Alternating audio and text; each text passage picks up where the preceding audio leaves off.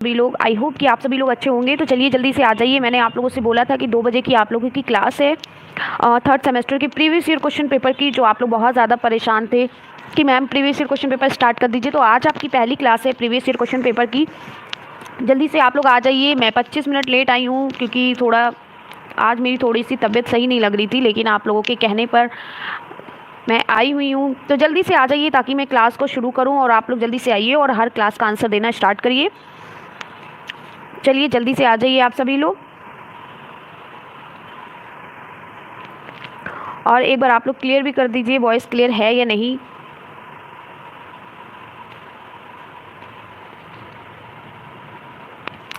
तो चलिए जल्दी से आ जाइए और सभी लोग शेयर कर दीजिए वीडियो को कि मैम आ गई हैं और मैं आप लोगों को ताकि क्लास स्टार्ट कर सकूं आप लोगों की। ठीक है, वैसे भी 25 मिनट ऑलरेडी लेट हो चुका है। मेरी थोड़ी सी तबीयत नहीं सही थी, लेकिन मैंने सोचा कि आप लोगों ने बोला था और आप लोग सोचेंगे मैम क्यों नहीं आई, इस वजह से मैं करा देती हूँ। Good afternoon everyone, good afternoon.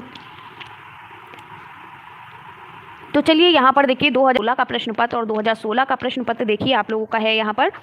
और जल्दी से आप लोग 2016 के प्रश्न पत्र में जो भी क्वेश्चन दिया है उसका जल्दी से आप सभी लोग आंसर दीजिए।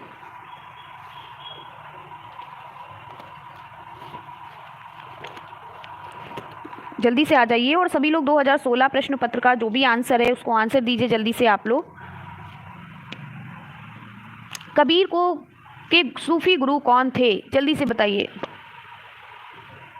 कबीर जी के सूफी गुरु कौन थे, जल्दी से आइए और जल्दी से बताइए। सबसे पहले तो वीडियो को शेयर करिए कि मैम आ गई हैं। जल्दी से बोलिए सभी को कि मैम आ गई हैं और जल्दी से आ जाओ। और आप लोग जल्दी से बताओ कि कबीर के सूफी गुरु कौन थे, जल्दी से बताओ। तो बिल्कुल सही आंसर दे रहे हैं आप सभी लोग। पहला उत्तर आपका सही है, शेख तकी।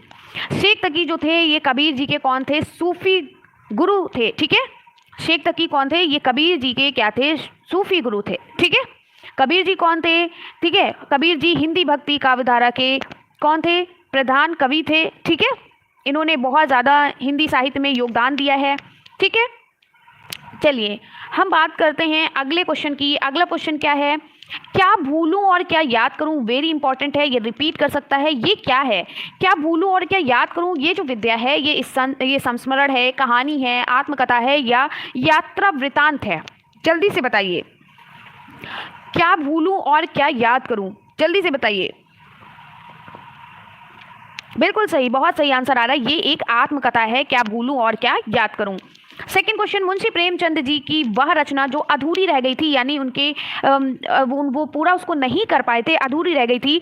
तो मंगलसूत्र क्या है, ये मुंशी प्रेमचंद की रचना है जो कि क्या रह गई थी, अधूरी रह गई थी। ठीक है, अगला है रसाल। रसाल का पर्यायवाची, देखिए पर्यायवाची आपका सेकंड सेमेस्टर में भी आता था और थर्ड सेमेस्टर में भी आएगा। देखिए कुछ आपके ऐसे चीज़ें हैं जो आपकी सेकंड सेमेस्टर में पढ़ी हुई हैं, वही चीज़ें आएंगी, जैसे आप लोग उतार लीजिएगा। आप लोगों ने सेकंड सेमेस्टर में बहुत अच्छे से, आपको एक बार नहीं कई बार मैंने आप लोगों को उपसर्ग बताया था। ठीक है, सेकंड सेमेस्टर में कई बार मैंने आप लोगों को प्रत्यय के बारे में भी बताया था। सेकंड सेमेस्टर में मैंने आप लोगों को कई बार पर्यायवाची के भी बारे में बताया था। ठीक है, जो भी एग्जाम से रिलेटेड पर्यायवाची थे उनके बारे में बताया था, सर्वनाम के बारे में, संज्ञा के बारे में, क्रिया के बारे में, सभी ये सारी चीज़ें मैंने ऑलरेडी आप लोग को पढ़ाई हैं और यही सारी चीज़ें आपके थर्ड सेमेस्टर में भी आएंगी। ठीक है, यही सारी चीज़ें आपके थर्ड सेमेस्टर में भी आएंगी। तो ये आपको सिर्फ और सिर्फ एक बार रिवीजन कर लेना है। आप मेरी सेकंड सेमेस्टर की क्लास प्लेलिस्ट से जाकर देख लीजिएगा। ये मैं आपको बार बार नहीं पढ़ाऊंगी क्योंकि ये ऑलरेडी मैंने सेकेंड सेमेस्टर में एकदम रट्टा मार दिया था, बिल्कुल बहुत अच्छे से तैयार किया था। और अभी ज़्यादा दिन नहीं हुए हैं, बहुत ज़्यादा दिन नहीं हुए, अभी आपके 4 महीने हुए होंगे ज़्यादा से ज़्यादा, और आपके 4 महीने की जो चीज़ें आपने याद की हैं वो भूलती नहीं हैं। ठीक है, तो ये आपको क्या करना है, सिर्फ रिवीजन करना है। ठीक है, सिर्फ और सिर्फ रिवीजन करना है। इसलिए मैं हिंदी सबसे एंड में स्टार्ट करती हूँ क्योंकि मुझे पता है हिंदी आप बहुत अच्छे से कर लोगे। देखिए यहाँ पर क्वेश्चन है रसाल। रसाल का जो पर्यायवाची है वो क्या होता है, आम होता है। ठीक है, आम का पर्यायवाची क्या है, रसाल है। ठीक है, अगला है घड़ी साज। घड़ी साज शब्द है तो ये क्या है, संकर शब्द है। संकर शब्द कौन से होते हैं, जो भाषाओं जो क्या है, जो 2 या 2 से अधिक भाषाओं से मिलकर बने होते हैं उन्हें हम संकर शब्द कहते हैं। ऐसे शब्द जो 2 या 2 से अधिक भाषाओं से मिलकर बने होते हैं संकर शब्द कहते हैं। जैसे आपसे एक और क्वेश्चन बहुत ज़्यादा इंपॉर्टेंट पूछा जाता है, जैसे पूछा जाता है रेलगाड़ी।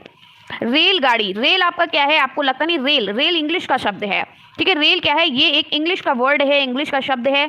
गाड़ी जो आपका है ये हिंदी का वर्ड है, तो हिंदी और इंग्लिश बनके क्या बन जाती है, इंग्लिश बन जाती है। यानी कि ये 2 लैंग्वेज से, दो भाषाओं से मिलकर बनी हुई है, जो कि क्या है, संकर शब्द है। देशज किसने कह दिया, देशज घड़ी साथ देशज शब्द नहीं है, ये संकर शब्द है, दो शब्दों से मिलकर बना हुआ है। ठीक है, पूरा एक्सप्लेन करके बता रही हूँ श्रद्धा जी, पूरा एक्सप्लेन करके बता रही हूँ, इसीलिए आप लोग समझिए। ये संकर शब्द है क्योंकि ये दो भाषाओं से मिलकर बना हुआ है। ठीक है, देशज शब्द जैसे आपके लुटिया, डिबिया, ठीक है, ये सभी चीज़ें जैसे लुटिया, डिबिया, लोटा, ठीक है, और क्या बोलता है, डंडा, ये सभी चीज़ें आपकी देशज शब्द होती हैं, है ना। खिड़की, चारपाई, ये सभी आपके क्या हैं, देशज शब्द हैं। ठीक है, चलिए आगे बढ़ते हैं। अगला क्वेश्चन देखिए, अगला हमारा प्रश्न पत्र है 2017 का। 2017 में देखिए क्या प्रश्न पूछे गए हैं। आपको मैंने स्टार्टिंग से ये नहीं बताया कि आपको पता है, जैसे आपके थर्ड सेमेस्टर में, फर्स्ट सेमेस्टर में, सेकेंड सेमेस्टर में और आपने पेपर दिया है, तो आपका जो हिंदी का पेपर होता है आपको पता है 25 नंबर का होता है, जिसमें से 5 क्वेश्चन आपके बहुविकल्पी प्रश्न के होते हैं। आपको अच्छे से पता है बहुविकल्पी प्रश्न होते हैं, है ना। ये आपके क्या होते हैं, 5 नंबर के होते हैं, यानी हर एक प्रश्न आपका 1 नंबर का होता है। ठीक है, तो 5 प्रश्न हुए, तो 5 प्रश्न 1 नंबर का हुआ तो कितने हो गए, यानी हर एक प्रश्न 1 नंबर का हुआ तो ये हो गए 5, यानी 5 नंबर आपको मिलते हैं। तो इसीलिए 5 प्रश्न, ये सारे के सारे प्रश्न आपके क्या हैं, देखिए 1-1 नंबर के हैं। 1 into 5 यानी एक प्रश्न आपका, 5 प्रश्न, हर एक प्रश्न 1 नंबर का है, तो 5 प्रश्न आपके 1 नंबर के कितने हुए, 5 कम 5 हुए।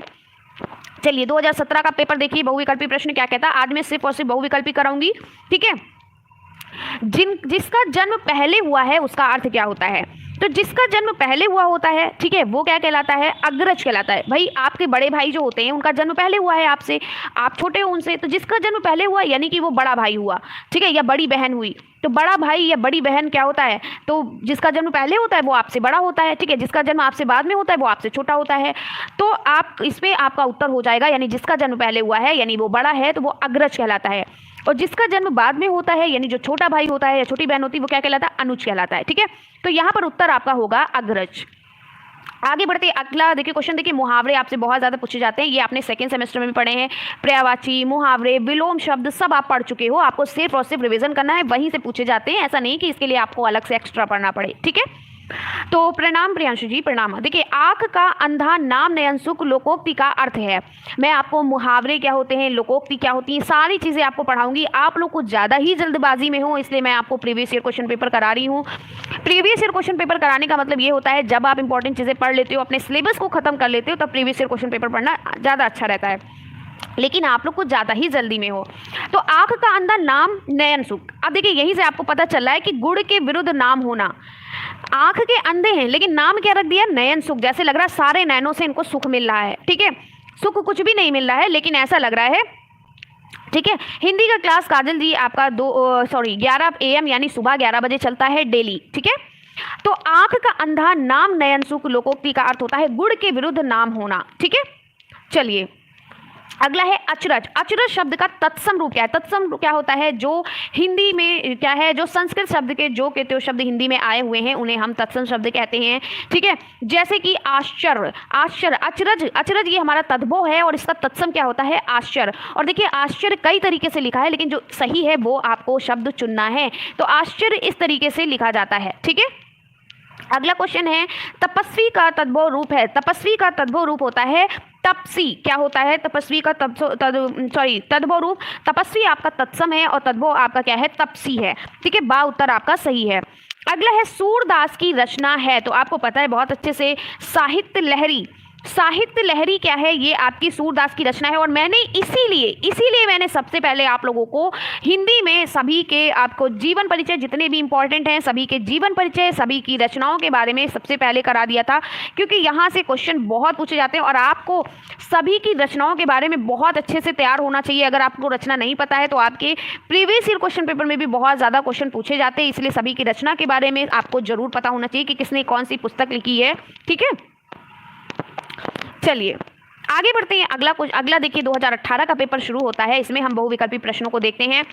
कहा गया है कि मानक हिंदी का मूल आधार कौन सी बोली है, तो जो मानक हिंदी का मूल आधार है वो हमारी है खड़ी बोली। कौन सी बोली है, खड़ी बोली है। ठीक है, अगला है दिए गए विकल्प में कौन सरस्वती का पर्यायवाची नहीं है, तो सरस्वती भारती बिल्कुल कहते हो आप लोग, हे भारती, हे, ठीक है, हे वीणा पाणी। ठीक है, तो वीणा पाणी भी होता है, उनके हाथ में क्या होती है, वीणा होती है। ठीक है, भार्गवी नहीं होता, शारदा, हे शारदे माँ बोलते नहीं हो, हे शारदे माँ, प्रेयर भी आपकी होती है सरस्वती माता के ऊपर, हे शारदे माँ, हे शारदे माँ। ठीक है, तो शारदा भी बोलते हैं, भारती भी बोलते हैं, वीणा पाणी भी बोलते हैं, लेकिन भार्गवी नहीं बोलते हैं।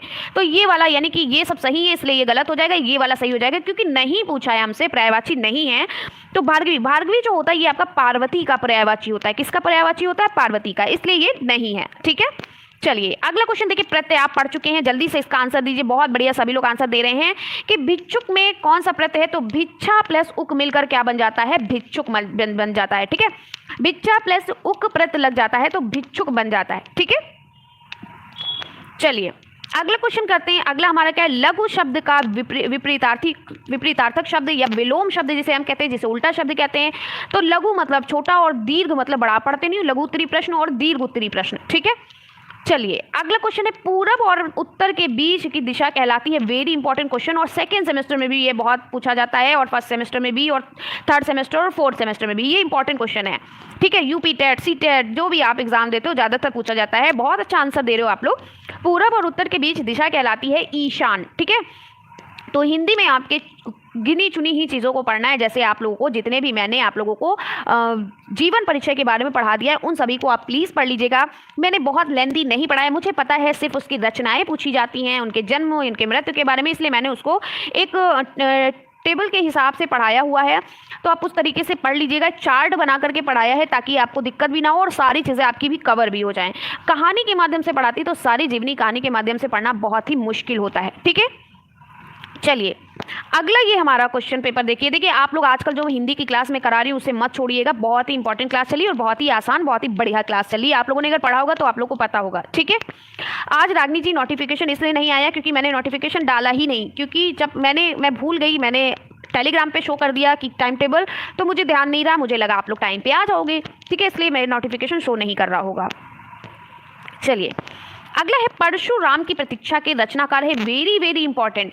परशुराम की प्रतीक्षा के रचनाकार कौन है? तो परशुराम की प्रतीक्षा के रचनाकार हैं हमारे रामधारी सिंह दिनकर जी। बहुत बढ़िया, इसका मतलब सारी तैयारी है आपकी। ठीक है, रामधारी सिंह दिनकर जी ये हमारे क्या है? परशुराम की प्रतिज्ञा के रचनाकार हैं। कौन है? रामधारी सिंह दिनकर जी। ठीक है, चलिए आगे बढ़ते हैं। अगला क्वेश्चन हम देखते हैं। अगला क्वेश्चन हमारा क्या कहता है? प्रत्येक शब्द में प्रयुक्त उपसर्ग। उपसर्ग क्या होते हैं? वे शब्दांश जो किसी शब्द से पहले जुड़कर आते हैं उन्हें हम उपसर्ग कहते हैं। तो प्रत्येक में क्या हो जाएगा? प्रति। बहुत बढ़िया, प्रति हो जाएगा। आगे बढ़ते हैं। जो मुझसे पढ़े हुए हैं वो बिल्कुल उनका गलत उपसर्ग प्रत्यय तो बिल्कुल जिंदगी में नहीं होगा, क्योंकि इतने अच्छे से मैंने सेकेंड सेमेस्टर में पढ़ा दिया था। शुद्ध वर्तनी का चयन करें। देखिए ज्येष्ठ लिखा है, ज्येष्ठ लिखा है, जेठ लिखा है, ज्येष्ठ लिखा है, तो इसमें सबसे सही कौन सा है? तो ये वाला आपका सही है। आधा जा या में एक ही मात्रा, शा आधा शा और ठा। ठीक है, ये होता है ज्येष्ठ। ठीक है, ये ज्यादा आपका सही है।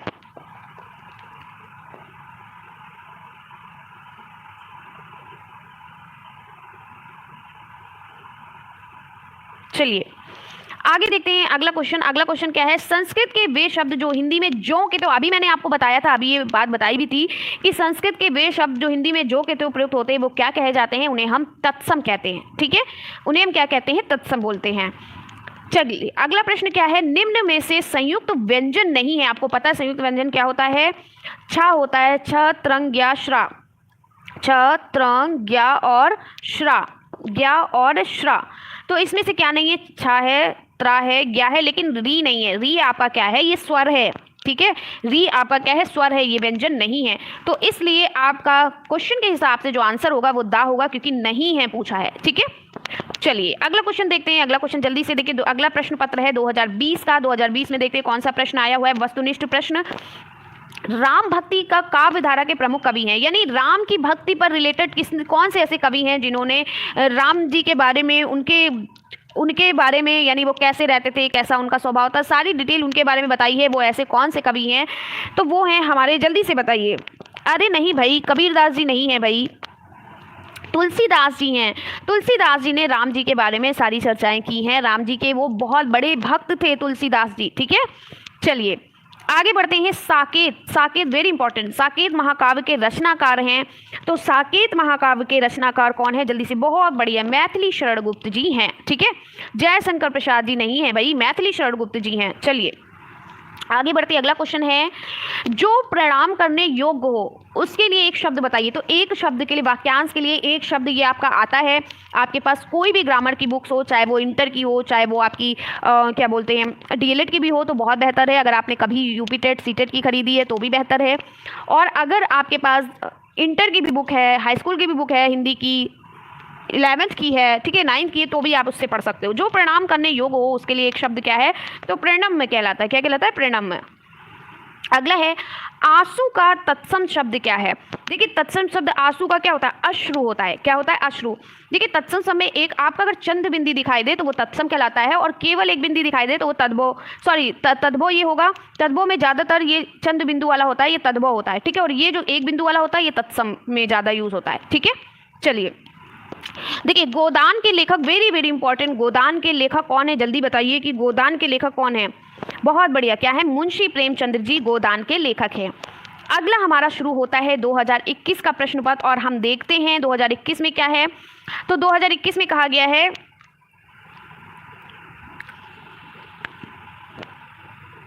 ये क्या लिखा है भाई? ज्ञानाश्रयी शाखा के प्रमुख कवि हैं। अच्छा, ज्ञानाश्रयी शाखा के प्रमुख कवि कौन है, इनके बारे में पूछा गया है।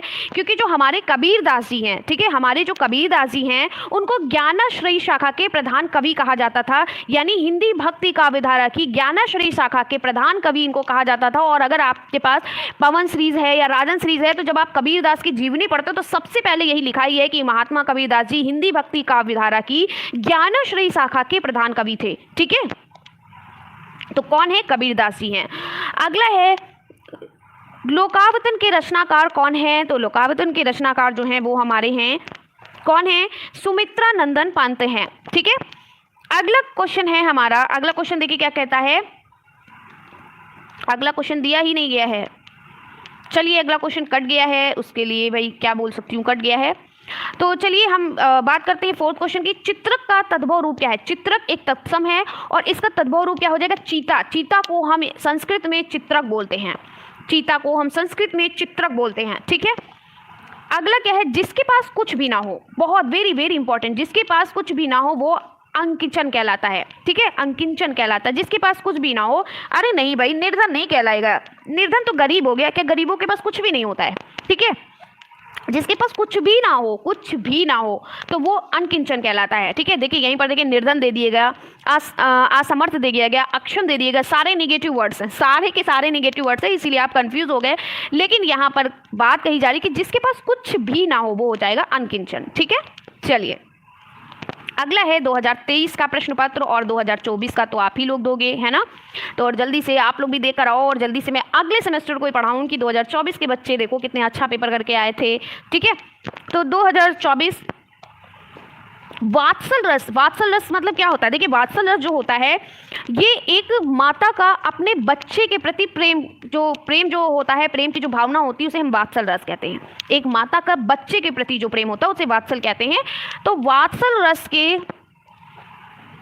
सम्राट कहे जाते हैं। वात्सल रस के सम्राट कौन कहे जाते हैं? जल्दी से बताइए कि वात्सल रस के सम्राट कौन कहे जाते हैं।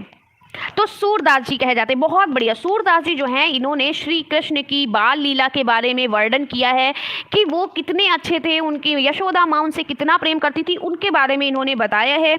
तो इन्होंने जो श्री कृष्ण के बचपन की बहुत ज़्यादा रचना की है, बहुत ज़्यादा उनके प्रेम के बारे में बताया, उनकी बाल लीलाओं के बारे में बताया है। तो इसीलिए वात्सल रस के जो सम्राट हैं वो सूरदास जी कहे जाते हैं, ठीक है। अगला क्वेश्चन है, अंधे की लकड़ी का मुहावरा क्या अर्थ है? अंधे की लकड़ी, भाई अंधा क्या करता है? लकड़ी क्यों पकड़ता है? सहारे के लिए पकड़ता है। तो यहीं से आप समझ लीजिए कि अंधे की लकड़ी का मुहावरा का अर्थ है एकमात्र सहारा, ठीक है। चलिए अगला क्वेश्चन है, पहाड़ के नीचे की समभूमि के लिए एक शब्द। वेरी वेरी इंपॉर्टेंट, ये क्वेश्चन बहुत पूछा जाता है और ये कंफ्यूज कर देता है, इसलिए पूछा जाता है। तो पहाड़ के नीचे की समभूमि के लिए जो एक शब्द है वो आपका क्या हो जाएगा? वो हो जाएगा उपत्यका। क्या हो जाएगा? उपत्यका। बी कौन कह रहा है? उपत्यका, ठीक है। क्या हो जाएगा? उपत्यका। यहीं पे आप कंफ्यूज होते हो। चलिए अगला क्वेश्चन हमारा क्या कह रहा है? अगला क्वेश्चन हमारा कहता है, अभिव्यक्ति के उद्देश्य हैं। अभिव्यक्ति के उद्देश्य हैं। अभिव्यक्ति के उद्देश्य क्या हैं, जल्दी से बताइए। तो अभिव्यक्ति के उद्देश्य हैं भाषा एवं साहित्य में कवि का विकास, बोलने की योग्यता का, लिखने की योग्यता, उपयुक्त सभी होनी चाहिए। कभी व्यक्ति के लिए भाषा और साहित्य में रुचि का विकास होना चाहिए कि बच्चा रुचि ले रहा है, उसको बोलने की योग्यता होनी चाहिए, उसको लिखने की योग्यता होनी चाहिए, तो सभी होना चाहिए। ठीक है, अगला क्वेश्चन क्या है, तपस्वी का तद्भव शब्द रूप। देखिए फिर से ये आपका रिपीट किया हुआ है, क्वेश्चन बहुत रिपीट करते हैं, इसीलिए प्रीवियस ईयर क्वेश्चन पेपर मुझे बेहतर लगते हैं और इनसे हमारी तैयारी भी अच्छी से हो जाती है। ठीक है, तो तपस्वी का तद्भव रूप होता है तपसी, अभी आपने पढ़ा ही है। तो कैसी लगी वीडियो जल्दी से बताइए, आपको मज़ा आया पढ़